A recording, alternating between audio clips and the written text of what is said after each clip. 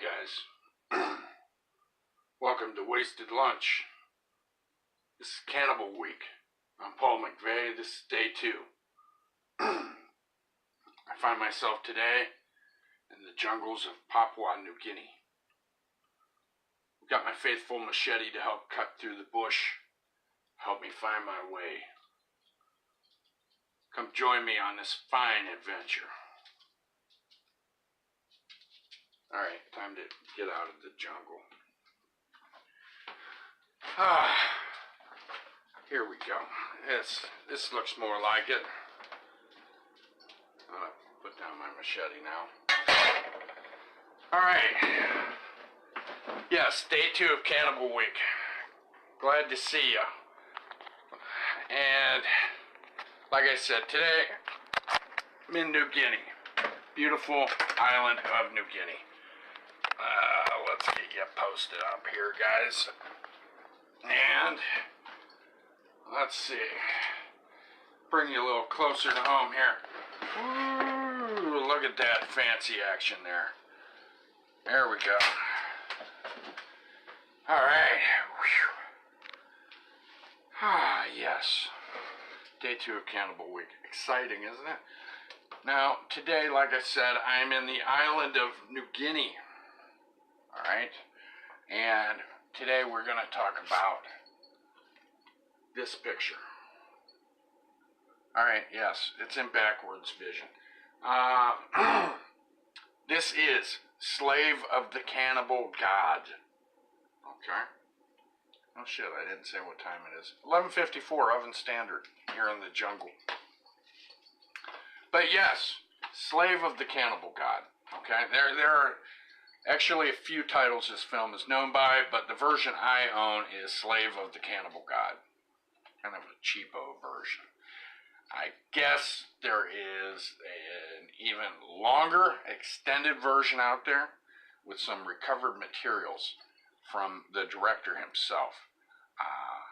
This film was made in 1978, and the director is, let me see if I get this right, Sergio Martino. Okay, directed this film. Now, what's the significance of this cannibal film? What sets it apart from the movie I watched just the other day? What makes it different? I'll tell you what makes it different. Names. Names. Yes, that's right. I mean, work on this camera here. It's hard to keep a level camera in the jungle. But yes, the names. That's what makes this significant. Okay? And that is the fact that Ursula Andress is in here. I mean, that's wild. It's crazy. It's unbelievable. When you think that she was, I believe, the first Bond girl. The first James Bond girl. Okay? The Swiss dynamite super babe, Ursula Andress. I think it was Dr. No she was in. She was a James Bond babe. Okay? Played opposite of Sean Connery. I mean, that's big. That's as big as you get. You know? And here she is in a cannibal flick. And I don't know what year Dr. No was. Should have looked that up. But I didn't. But this is obviously sometime after that. And there's another name in this movie. Another well-known name. And that is Stacy Keach. Okay, I don't know if you guys remember Mike Hammer TV show or not from the 80s, I think it was. But Stacy Keach, an accomplished actor, been in lots of television. And he's been in some movies too. Okay, Stacy Keach is not unheard of. And here you got these two people in this exploitation picture about cannibals and being in the jungle. Okay? That's what makes this stand out. Big time. Big time, that's different. And, okay, well, let me just talk about the story a little bit, okay, about this picture. Now, Ursula Andress, her husband, okay, got lost in the jungles of Papua New Guinea, and she is concerned about his whereabouts and wants to track him down, wants to find him and make sure he's safe. So the story goes. Her and her brother go to New Guinea. I don't know if it's Papua New Guinea or New Guinea. I'm not sure of that. Either way, it's on that island and it's very jungly. So, they're looking for her lost husband, her and her brother. Well, they find a guide. Okay. And this guide is played by Stacy Keach. You know what? Let me see what the back says. Maybe I ought to read a little bit about this. Here, I'll read about this. This is what the back of this says. Slave of the Cannibal God, a horror thriller set in the jungles of New Guinea. Stars the ravishing beauty, Ursula Andress, as Susan Stevenson, as the wife of an anthropologist who is missing in the unforgiving jungle. Stacy Keach, Dr. Edward Foster, and a search party accompany Andress in her track to find her husband. Their lives are threatened from the onset as they must survive against cannibals, crocodiles, snakes, human sacrifice, and supernatural forces. I'm not sure I remember any supernatural forces being in there. Really, I don't remember anything like that. The highlight of their eventual encounter with the cannibals is when Andress is, get this, Andress is stripped naked and forced to participate in a primitive ritual ceremony. Action, violence, and the barbarism of the jungle make this film not for the faint of heart. Yes, Ursula Andress got naked in this movie. Now, girls, and gals, ladies, and old ladies, and whatever, that might not thrill you at all. Or maybe some of you it does. But that's the craziness about it. Ursula Andress, a major name in this. I don't know how much money it took to shoot this movie, but it wasn't,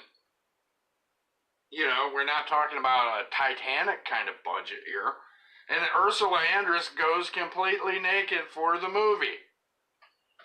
Okay, whether you like that or not, it's terrible, it's awful that happened. But it's just crazy that it happened at all.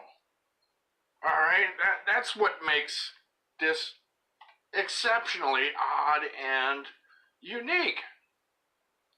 Now, yeah, old Ursula may not have been on top of her game at the time when this was shot, but I assure you, after watching this film, she was definitely not at the bottom of her game either. Alright? She goes naked. And, a lot of you are probably like, who gives a shit, or whatever. But it's just, when I first watched this movie, I'm like, oh my gosh, Ursula Andress? And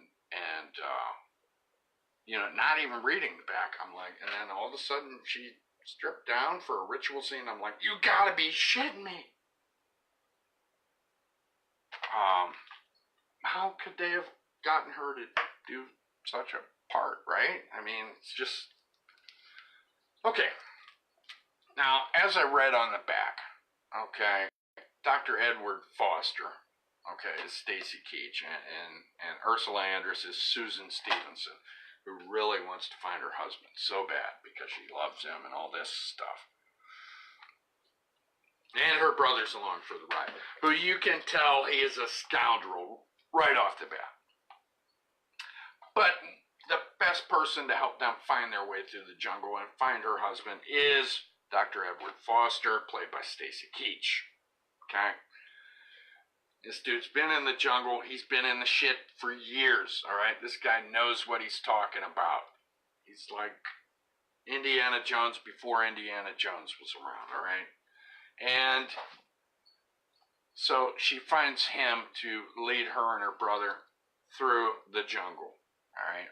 Well, like I said, her brother, right off the bat, you can tell this dude he's an ass, right? He's a jerk. You're watching the movie, you're just like, or I was like, this dude is, I don't trust him one bit, you know, there's something bad about this dude.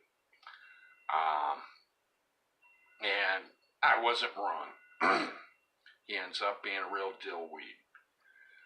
So, but this guy, it turns out, as the story progresses, okay, the brother starts, being more villainous. Okay, they've got a group of native people helping them on their hunt, their search for missing Dr. Stevenson. I think he's a doctor or whatever, her husband who went out and, she believes, she says, everybody thinks that he went out on some exploration thing, a noble cause or whatever. But in the end, it turns out that none of these people's intentions are super noble. Well, sort of Dr. Edward Foster's in a way, I guess. Anyways, it turns out that really she's hunting for her husband because she knew her husband was really searching for uranium on the island. That he wanted to find uranium and become super rich. So that's what her husband was really looking for. So she wants to find her husband or where he went because she wants to make money too. And her brother, I don't think he's even really her brother, is another money-hungry asswad who, he's kind of her partner in crime. But what's weird about this movie is, in the plot, what's up, Joe? Today, I'm in the lush, beautiful, and dangerous jungles of New Guinea. All right? That's why I got this with me. Forging my way through the jungle. And New Guinea. So, I don't know what's going on. It says Joe's watching, but your icon thing disappeared. So if you're trying to comment and I don't see it, some technical stuff that I don't understand even. But, so, anyways, what we got going on here is, what the hell was I even talking about? I started saying hi to Joe and I lost my train of thought there. So they set out, but what's weird, what happens is, okay, Stacy Keach is leading the party. They've got a group of, some locals, some native people helping them out, basically carrying shit. You know how the story goes. And the brother is such an ass jockey that he gets in a fight with Stacy Keach's, with Edward Foster. They start fist fighting. What's up, Sean? They start fist fighting and scare off two of their helpers, okay? This brother, like I said, he's an ass. From the beginning of the story, this guy's a jerkwad, and it turns out your feelings are justified. So, they trek into the jungles, okay? And in the jungles, all kinds of stuff happens. One of the first animals encountered is a very large tarantula. It gets on Susan's arm, okay? And she's freaking out, And so Dr. Foster ends up knocking the tarantula down, and then I think he smashes it with a machete or something. Even a stick.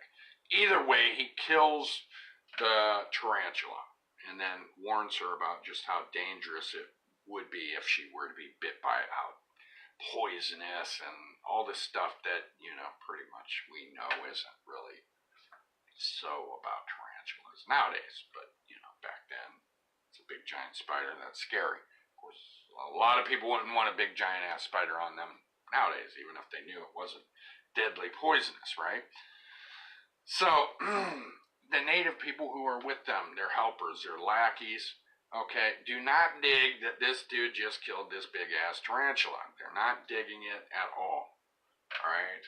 So they find an iguana and sacrifice the iguana on screen in front of the cameras for everybody to watch. And its gory gruesomeness.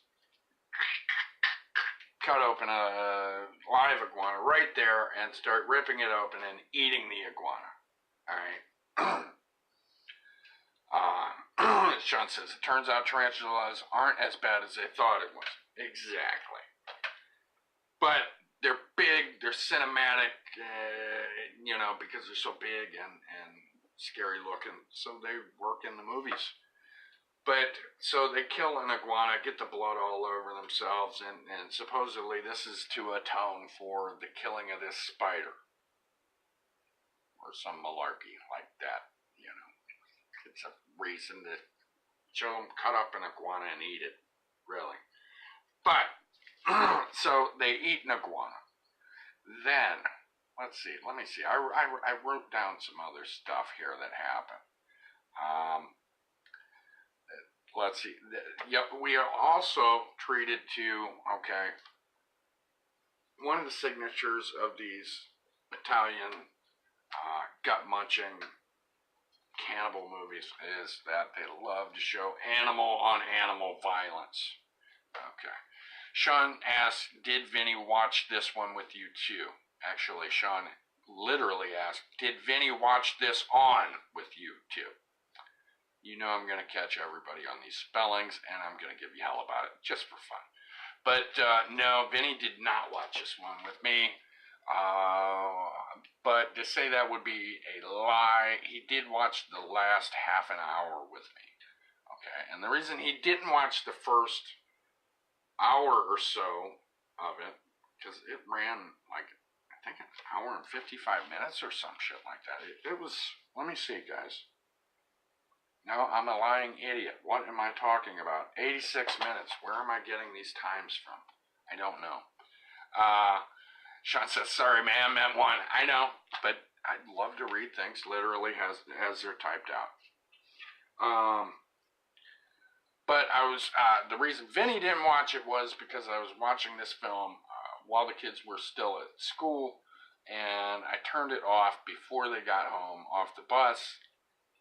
I didn't want them walking into seeing something inappropriate, so turn the movie off then. So,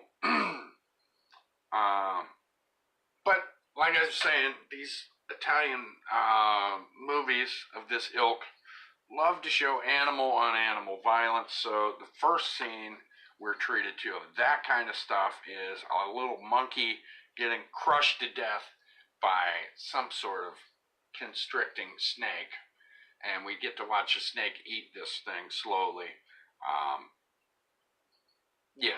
I mean,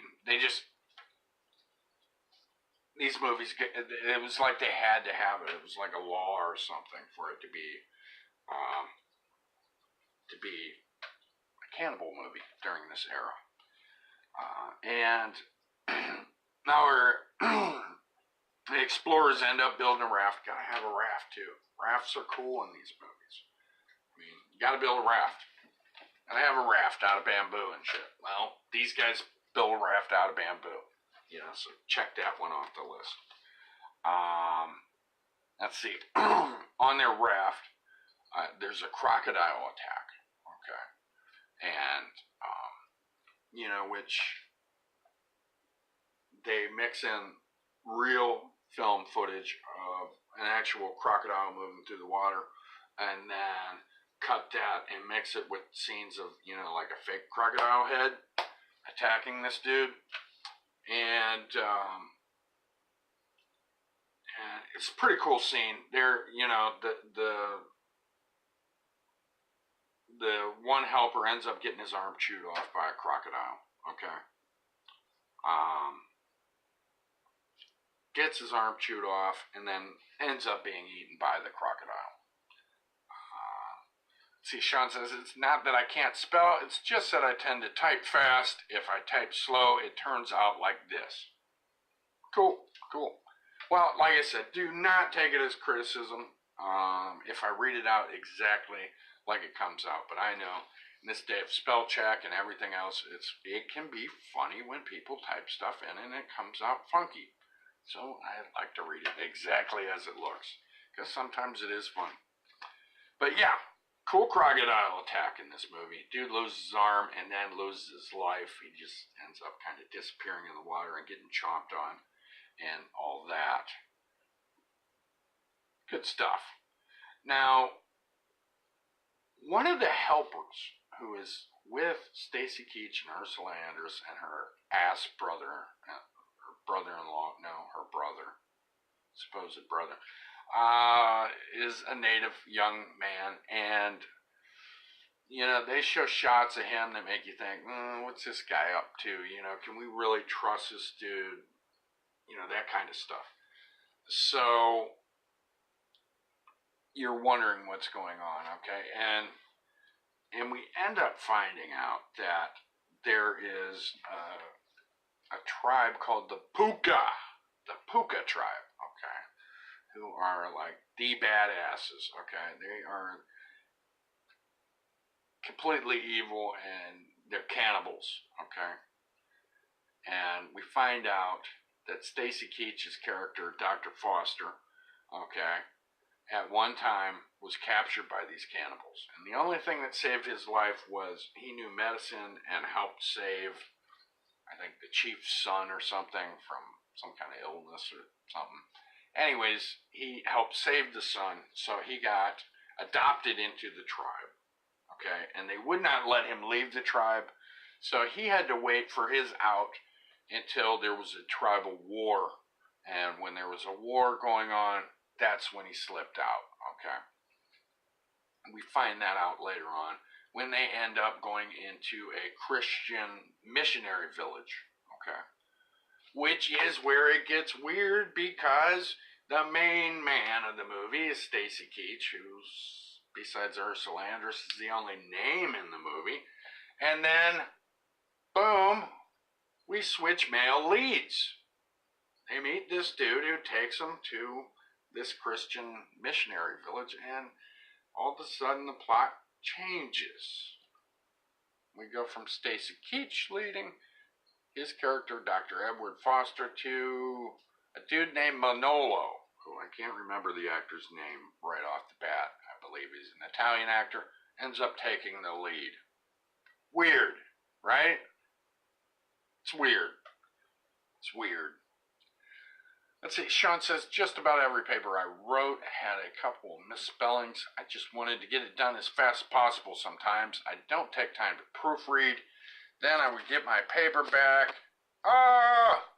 Get my paper back and realize I forgot a letter. For example, instead of the, I'd put TH. You mean like only, not capital? Oh, you'd put TH instead of the whole word the. No, everybody makes mistakes, Sean. I'm just here to exploit them and have fun with them. That's all. But yeah, how's that for funky? You know, the movie, okay, you got the lead male dude, Stacy Keach, and then all of a sudden, you know, Dr. Edward Foster, and then it switches to this Manolo guy. Kind of funky, and Susan, you know, starts having a romance with this Manolo guy, even though she's heartbroken over her lost husband and all this, which we find out is horse crap. But they end up staying with this tribe overnight, and some weird stuff happens.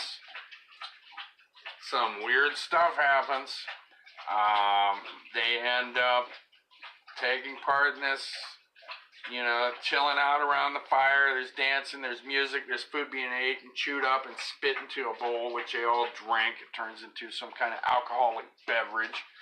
Okay. Ursula Andress starts getting it on with this Manolo guy.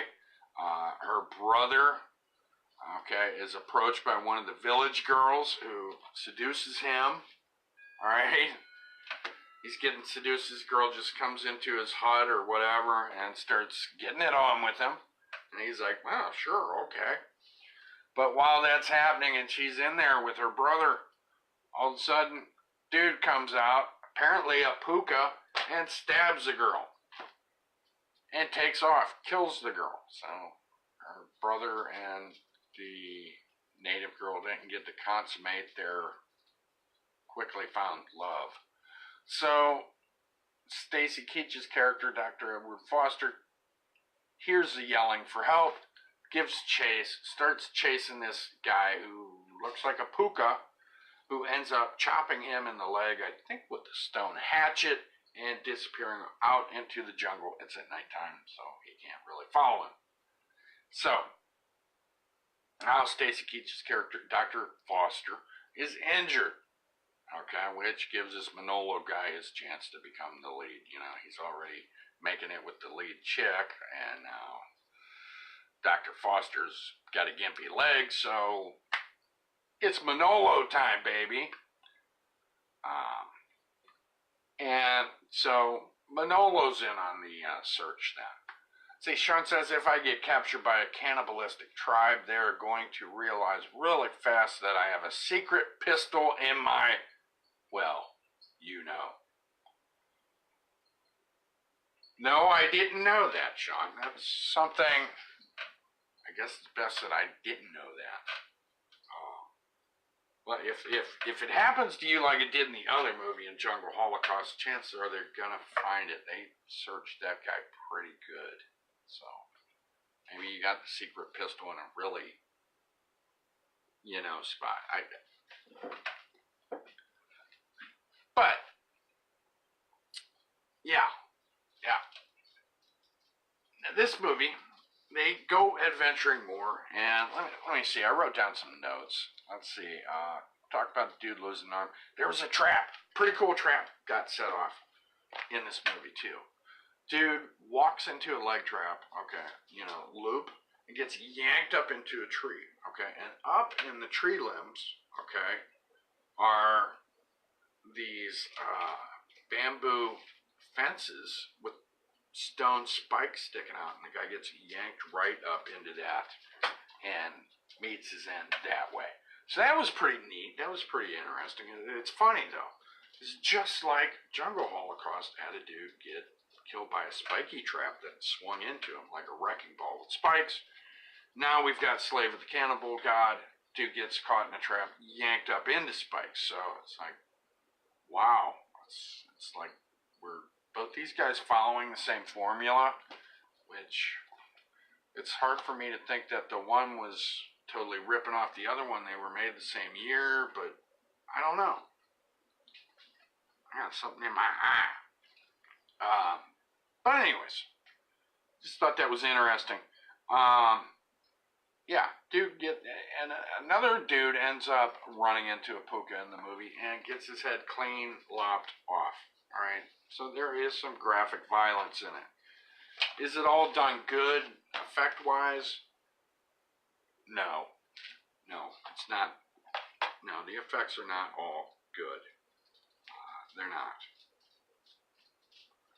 But they're gory, and if you like that kind of stuff, and you can, realize that you're not watching something made with 2018 computer technology and makeup effects, then you'll enjoy the movie. Just get over yourself and enjoy it. We're treated scenes of the native spearfishing, which is pretty cool. Dude ends up catching a cobra with his hand. He uses his hat and kind of pulls one of these deals, kind of mystifies the cobra with one hand in his hat and then grabs it behind the neck with the other one. That's cool.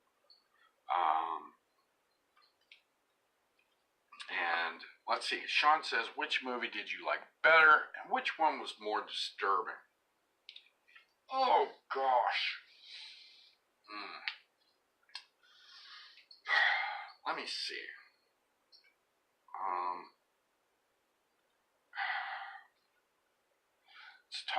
question. Which one was more disturbing? That part of the question is a lot easier, and I would say Jungle Holocaust would be more disturbing than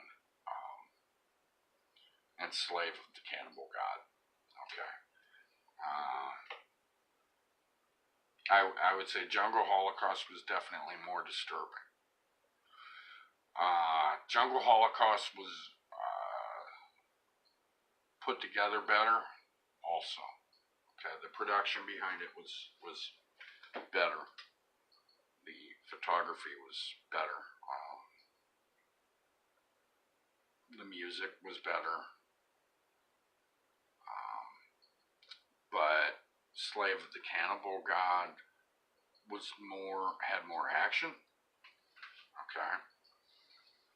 It's not it's not a movie to write off completely. I mean, if you like this genre, you want to get this movie. Okay? You're going to want to get this one too. Because it's not, I mean, to the average person, they'd watch something like this and be like, this is utter garbage, trash, it's offensive. Why in the hell would anybody want to watch this? I'm not them, obviously. So, it's worth having if you like this kind of movie. So, but Jungle Holocaust was put together better. But, I'll explain a little bit more about what happens in the movie, and then I'll try and get back to answering which one I like better, okay? Because there's some other factors that maybe if I talk about them out loud will help me come up with a decision of that better. Okay. These people end up finding this area. They end up getting to this area where her husband was exploring, okay? And they got Geiger counters because it turns out that everybody is selfish. Besides Manolo, he's not selfish. He's roped in because of the girl. He's got the hots for her, even though he's helping her search for her husband. Kind of sick, but he's got the hots for her. And but anyways, as they adventure further on, Dr. Foster is trying to climb up this slippery cliff besides a waterfall, and the ass brother, okay, does not help him up the cliff, and he's already got a bum leg from getting Cannibal attacked in his leg, and he slips off the rock and falls and dies, pretty much because the brother wouldn't help him. Okay, so he's out of the picture by the time they find this area where the husband was searching, and they find out, because they have Geiger counters, there is uranium. Okay, so that's when Manolo finds out that the wife and the brother's intentions were not altruistic, or that they didn't give a shit about her husband. They found that out. He found that out when they started going crazy and whipping out Geiger counters. He was like, what the hell's going on? And they said, hey, you could be rich with us, all these precious minerals and uranium and stuff, we're going to be rich and blah, blah, blah. And that's really all we cared about. Who gives a shit about her husband? And,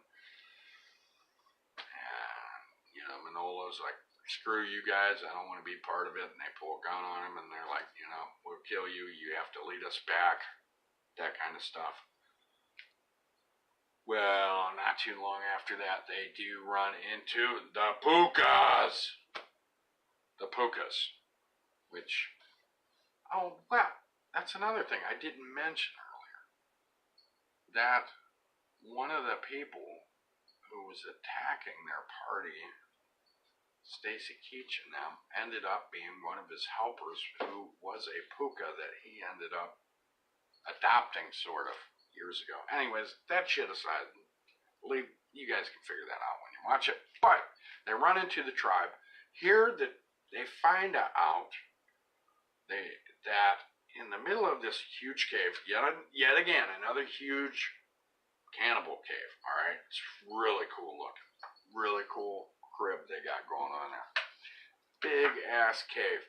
And in the middle of it are the rotten, nasty remains. Let me see. The front picture sort of portrays it right here. Okay, this is, that's That is what Susan's husband looks like. His corpse is in the middle of this cave, and this tribe is worshiping it, okay?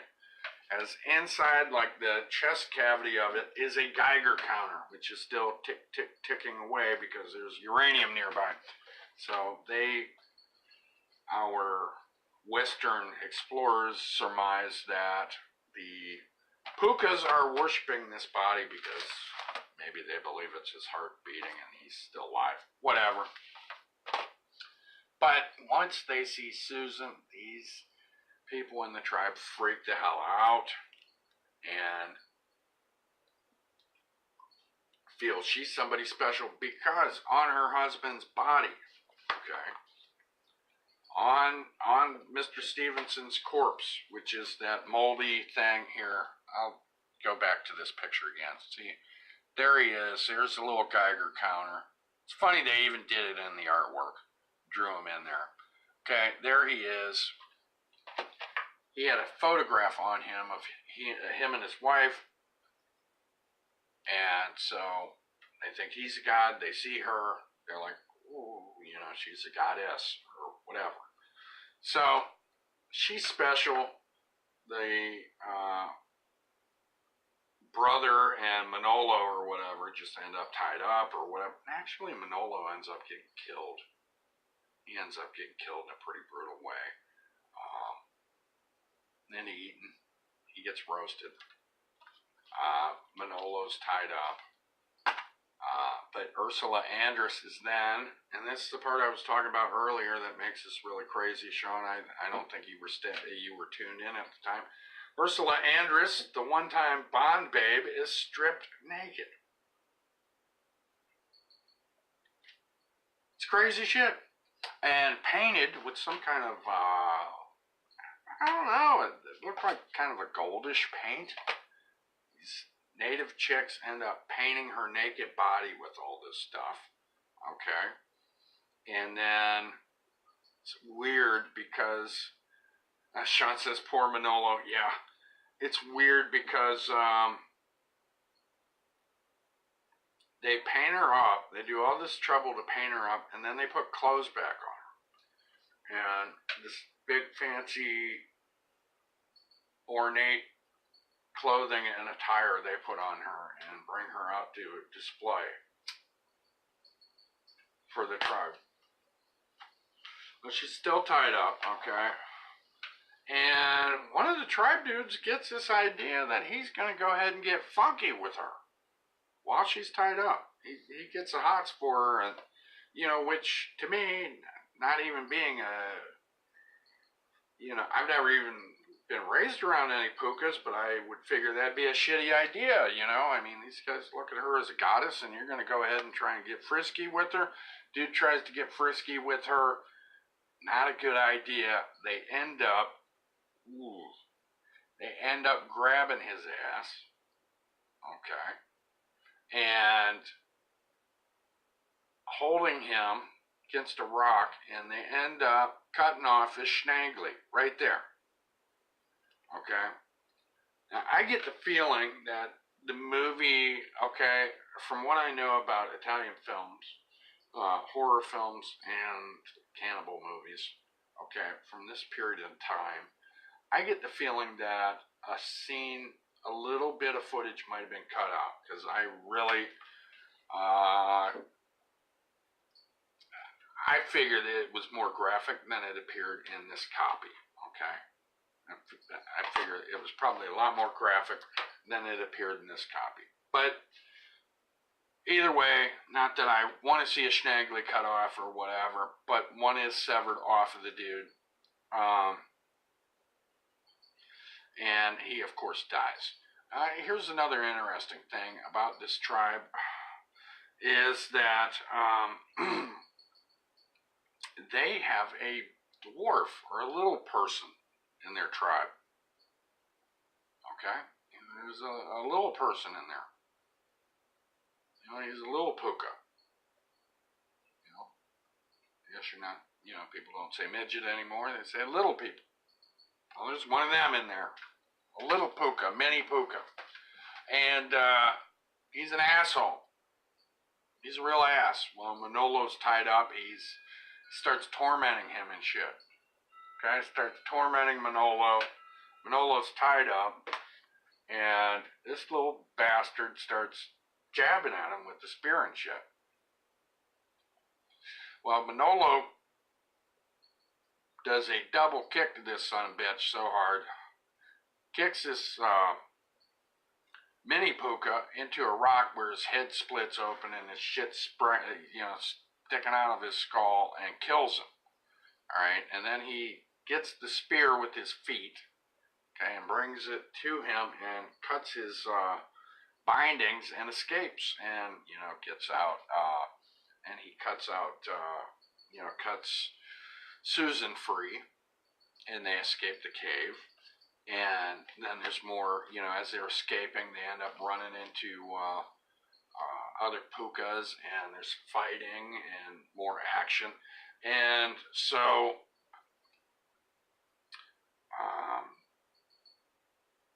they end up getting away or whatever. But so this movie has a lot of the same elements as Jungle Holocaust. Okay, you got the cannibals, and they do eat some animals. They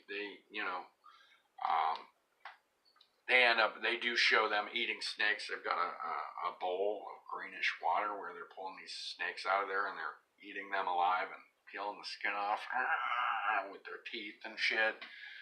Eating them like that. I mean, it's got the graphic stuff if that's the kind of thing you're into or whatever. But the trademarks of this genre are there, okay? They're all there. But it is just so friggin' crazy and mind-blowing to me that Stacy Keach and Ursula Andress are in it, and really mind-blowing that she gets naked, okay? So for a lot of people, that'd be big points to bring this movie up on their scale, okay? Call that low, debased, whatever, Paul. That's well...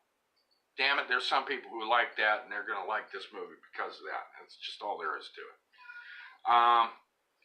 But I'm trying to think.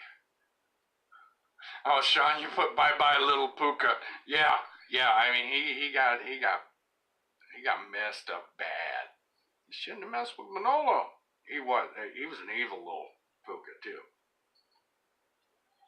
But you got the graphic violence. But what you had more in Slave of the Cannibal God was a lot more action. There was a lot more hand-to-hand combat, spear-to-spear combat. There was a lot more of that. There was a lot more action in that sense. There was still beautiful locations, waterfalls, cliffs, jungle looked great, cave that the pukas lived in was really cool. But I would have to say Jungle Holocaust was a better put together movie. But, being a hetero dude that I am, Jungle Holocaust had a lot of full frontal male nudity. Which isn't really my slice of cake, but it's there. So if you're into that stuff, maybe that'll boost it up point-wise to you. And then if, you like chicks, then maybe Ursula Andress, getting naked and buttered up is going to make you like Slave of the Cannibal God better. I don't know. But either way, I would say Jungle Holocaust was made better, was a better put together film. But they're both enjoyable movies. If you go about it with an open mind and watch them, they're both entertaining. They are both shocking. They both have gruesomeness. I would say Jungle Holocaust is more gruesome, though. Definitely more gruesome. They both have the animal killing that is so controversial, especially nowadays. But they're two very different movies with a lot of the same elements. The stories are told completely differently. But like I said, if you like these type of movies, you can see them both. If the things I've said disgusted you within the first 5 minutes, not to watch a movie. But yeah, entertaining movie and very weird because of the cast. Very strange. But Sean, yeah, you're going to want to watch it because you like movies of this ilk. You know, you're going to dig it. Yeah, fine adventure. Now, I read a little, tried to find out about the production of this movie, to find out where in the hell it was shot. The most information I could find was that it was shot on the island of Sri Lanka. Okay. I don't know much about that place. I do know a little bit about New Guinea, though. And what's funny is that the tribes in Slave of the Cannibal God look nothing like any of the people who I have seen on any films or read about and seen photographs of in any books that were in New Guinea. Okay, these people don't look anything like any of the tribes that I've seen pictures of. Now, don't get me wrong. New Guinea is one of the most diverse places in the world, believe it or not. There are all kinds of... New Guinea is one of the most diverse places in the world. I've read about this several times. There are so many different languages and groups and tribes and different peoples on that island. Okay? But I'm just saying, from what I know, and I'm not claiming to be an anthropologist here, these people looked a lot more like it looked similar to the tribes in Jungle Holocaust. The people looked more like those folks, which was shot in the Philippines, but from what I read, supposedly it was shot in Sri Lanka. I don't know a whole lot about Sri Lanka, though. You guys know anything about that? Know anything about that, Sean?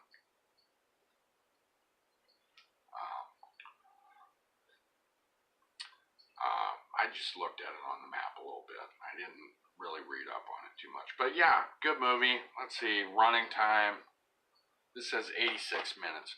Now, what I read about was that there is a version that has some more footage in it that was in the director Sergio Martino's personal collection that was put in a restored version, which I'd like to get that. Which apparently it has some scenes in it that are even more disturbing than what was in the movie. Okay, I mean really disturbing, not Ving. And if I ever get that version of the movie, I will do a review on that movie itself. Okay, if it's that different. Okay. Sean says apparently the tribe that helped make the movie The Green Inferno were shown in the movie Cannibal Holocaust, and thought it was one of the funniest things they had ever seen, and really wanted to make I gotta click see more, make the movie they thought they were making a comedy. Well, that's interesting, isn't it? Shit, thought it was a comedy. No, it was shameless exploitation, wasn't it? Now, what I look at Green Inferno was an ode to all these cannibal movies that the Italians made in the 70s and 80s. I mean, that's exactly what it was, an homage to them. Just like the movie Cannibal Holocaust, which I will be reviewing tomorrow, okay, constantly refers to the jungle as the Green Inferno. In fact, that was what the filmmakers in Cannibal Holocaust were making a film called Green Inferno. That was the working title or whatever. But, I'll talk about that more when I'm actually reviewing Cannibal Holocaust. See, Sean Stout says, have you seen Bone Tomahawk? That is so interesting, Sean, because I have not seen it. But what's interesting about the fact that you bring it up is that I had never heard of the film until yesterday. All right? Until yesterday, or was it the day before? Never heard of it until then. I was looking up plainly cannibal movies, Googling that, trying to see the movies I've missed and things like that, and Bone Tomahawk came up on the list, which is weird because it has Kurt Russell in it. Another big name. As Sean says, it's technically a cannibal movie. Yeah, I want to see it. I want to see it, and it's set in the Old West. Yes, I want to see the movie. It sounds like part of a genre, and I'm not the one who coined this term, but a genre in gaming, board gaming, and fiction that is called the Weird West, which if you want to get the taste of what my idea of Weird West is, then you want to read Joe Lansdale, some of his horror fiction and horror science fiction. Most of it's set out in the Wild West, and it is the weird Wild West. All kinds of goofy, crazy shit happening. Let's see, Sean says about Bone Tomahawk. I've seen it, loved it, but my mom didn't like it at all. Let's see, was it a graphic film?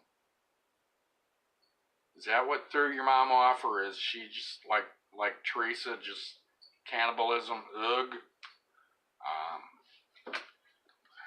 I want to see it. Now that you said you loved it, now that makes me want to see it more. Stretch. Yeah, I'm going to have to check that flick out. I like Westerns. I like Kurt Russell, and obviously I like cannibal movies. So, going to have to check that one out. Is it pretty gruesome? Is there comedy in it? Let's see. She didn't like the eating people aspect. Yeah. Well, that's why, I told Teresa that, when she heard I was doing Cannibal Week, she was just like, count me out. I'm not going to have anything to do with that. Which I already knew she was not going to want to watch it at all. So, kind of, unless I get Vinny in on the movie watching with me, then I'm going to be going it alone through the Green Hell, or the Green Inferno. I'm not talking about the movie, I'm talking in general. But yes, it looks like the next jungle I'm going to be visiting is the top one, the mother of crazy, gonzo, gory Italian cannibal movies, and I am going to be going to the Amazonian jungles next, because I'm going to watch Cannibal Holocaust. So that's where I'm going next. We're going to be leaving New Guinea and going to the Amazon and checking out that Cannibal Holocaust, and then I'll be talking about that tomorrow. Let's see. Sean says, you ever thought about doing horror movie week, reviewing horror movies, maybe even the little known ones? You know what? I've reviewed some horror flicks on here, but I have not ever just said, boom, this is horror movie week, as a theme. I'm going to turn off that light back there. Wrong light. Right light. Okay. Because of backlighting. Sorry about that. But now that you mention it, I should do that. I should have just a straight up horror movie week. And you said about the little known ones. Well, yeah, that's what I should do to, try and expose more people to some of the oddball, hard to find horror flicks that I love so much. I mean, everybody knows about Freddy and Jason and Michael Myers and all that stuff, which nothing against those movies. They have a place in my heart also. But some of the sleepers and low budget ones, there's a lot of good ones out there that are favorites of mine that I would like to tell people about. So yeah, I think I think maybe I should do a horror movie week now that you mention it. That seems like a good idea, Sean. I think I'll do that. Especially since, October's coming up. Um, Halloween and everything. Maybe I can, turn some people on to some movies they wouldn't have heard about normally, or most people. So, yeah, good idea, Sean. Very good idea. I think I'm gonna work on that. Um, but yeah, damn good idea, Sean. Do just a horror movie week. Every day, new horror movie reviewed. Not a bad idea. But yeah, guys and gals, yeah. Let's see. Have I ever heard of midnight offerings? I don't believe I have.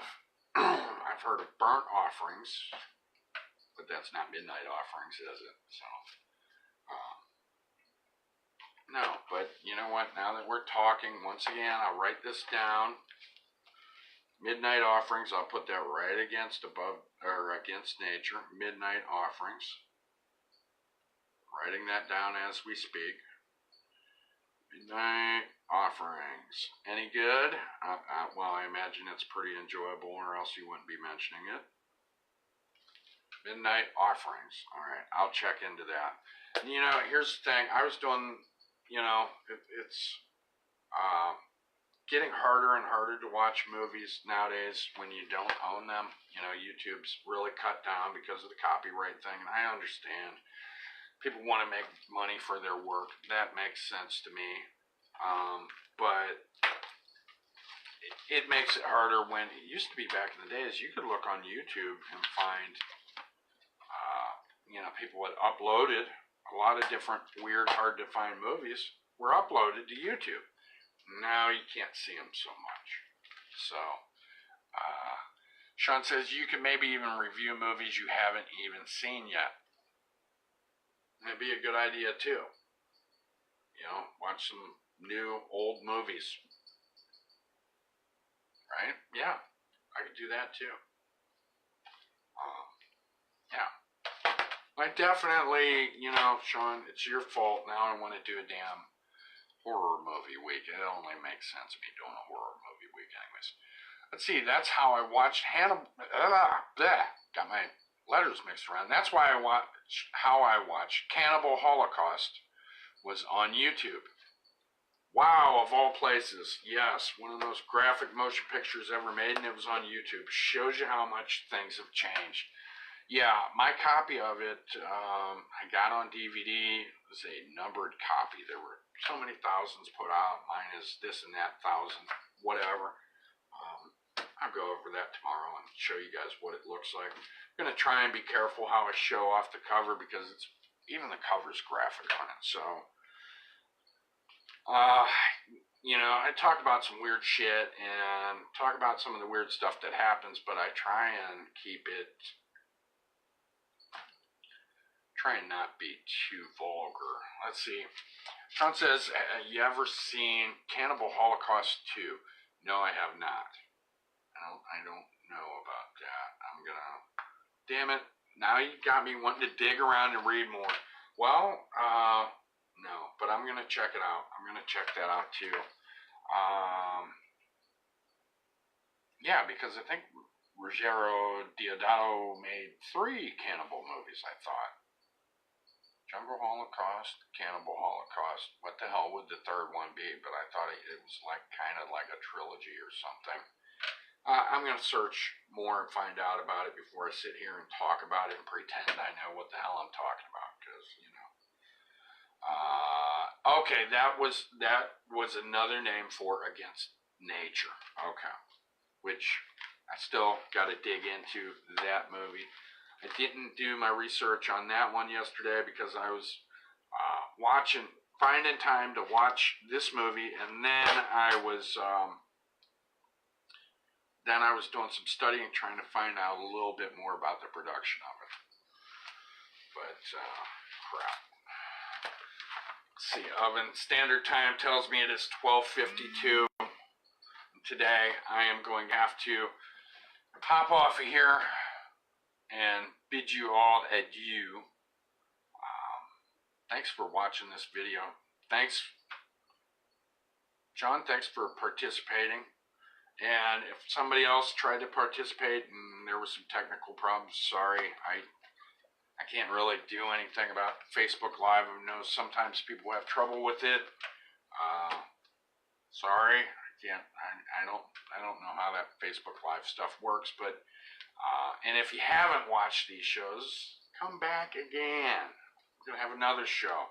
Sean says, have a good day, Paul. Best of luck today. Thank you, Sean. I appreciate that very much. Well, I wish you the best of luck and hope that you have an awesome and fantastic day, whatever you're doing. And everybody else who watches this, have a great day. Take care of yourselves. And tomorrow will be Cannibal week, day 3. I'm going to the Amazon, guys. Wish me luck. Hope that I come back safely and can tell you about Cannibal Holocaust. All right. See you later. Bye.